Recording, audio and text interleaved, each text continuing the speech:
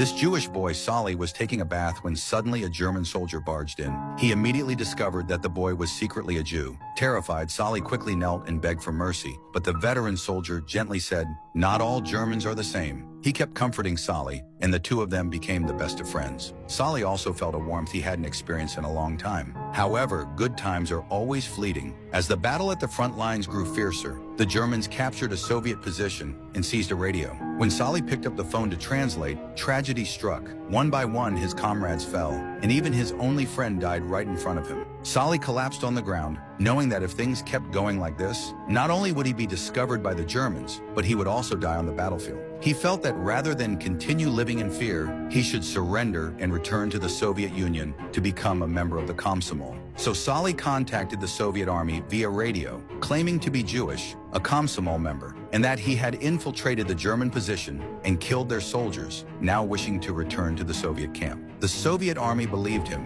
and arranged to meet him secretly at night. All he had to do was raise his rifle, and the Soviet soldiers would meet him there. However, what confused Solly was that when he raised his rifle and ran to the agreed location, he saw the Soviet soldiers on the other side also raising their rifles. Then, a large group of German soldiers charged from behind, thinking Solly was about to launch a solo night attack on the enemy camp. As a result, the soldiers were immediately encouraged, and German soldiers rushed to his aid. In the end, Solly didn't manage to defect to the enemy, but instead became the hero of this battle. Even more surprisingly, after hearing about this, the German colonel took him in as his adopted son and sent him to the German military academy to further his education. For Solly, this was great news. With this connection, not only could he stay away from the battlefield, but he also didn't have to worry about his identity being exposed at any time. So Solly went to the military academy in Berlin. When the officers introduced him, they declared him a hero returned from the battlefield, and his legendary resume made everyone look up to him. Who would have thought that a Jewish person would become such a role model for the front lines? However, Solly soon realized that this military academy wasn't as safe as he had imagined.